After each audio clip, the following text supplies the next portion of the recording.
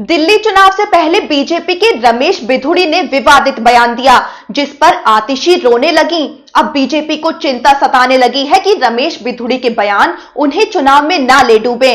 BJP सूत्रों की माने तो बीजेपी अलकमान रमेश बिधूड़ी के बयान से नाराज हो गई है।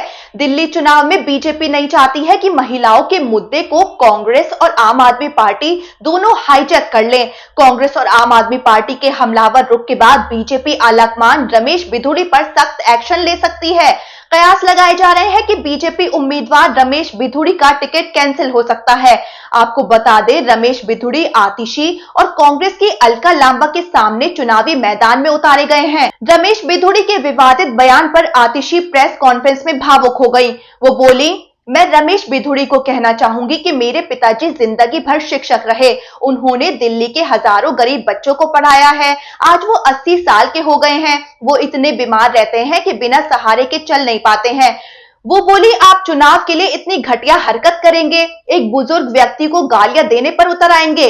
दरअसल रमेश बिधूड़ी ने पीएम मोदी की रैली के दौरान विवादित बयान दिया था। वो बोले कि आतिशी मारलेना से सिंह बन गई, उन्होंने नाम बदल लिया। केजरीवाल ने अपने बच्चों की कसम खाकर कहा था कि भ्रष्ट कांग्रेस के साथ नहीं जाऊंगा, और अब आतिशी ने पिता ही बदल लिया। पहले वो मारलेना थी, अब सिंह बन गई हैं। ये उनका चरित्र है। इससे पहले रमेश बिधूड़ी ने प्रियंका गांधी पर भी विवादित बयान दिया था।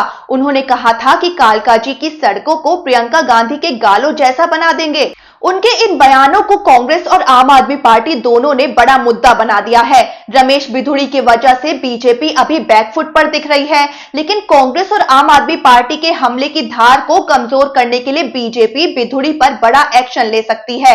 अरविंद केजरीवाल और कांग्रेस के कई नेता रमेश बिधूड़ी को घेर कर बीजेपी पर महिलाओं का अपमान करने का आरोप लगा रहे हैं। ऐसे में बड़ा सवाल ये है कि क्या बीजेपी रमेश बिधूड़ी की कालकाजी से उम्मीदवारी कैंसिल करेगी? क्योंकि रमेश बिधूड़ी जब दिल्ली के सांसद थे तो उन्होंने लोकसभा सांसद दानिश अली पर भी अपशब्द भाषा का इस्तेमाल किया था। इसका नतीजा ये हुआ था कि बिधूड़ी बीते लोकसभा चुनाव में हाशिए पर चले गए। बीजेपी ने उन्हें लोकसभा का टिकट नहीं दिया था। पीएम मोदी से लेकर लोकसभा अध्यक्ष ओम बिरला तक बिधूड़ी के बयानों से नाराज हो गए थे। रमेश बिधूड़ी के बयान पर चारों तरफ आलोचना हो रही है। दानिश अली ने भी प्रियंका गांधी पर दिए बयान पर बीजेपी को घेरा और पीएम मोदी से माफी मांगने की बात तक कह दी है।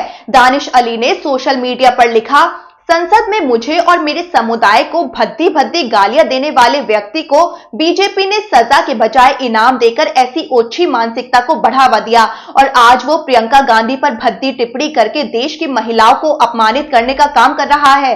दानिश अली ने मांग करते हुए कहा, नरेंद्र मोदी माफी मांगो। ऐसे में बड़ा सवाल ये है, क्या आने वाले दिनों में रमेश बिधूड़ी पर बीजेपी एक्शन लेकर कालकाजी से उम्मीदवारी रद्द करेगी?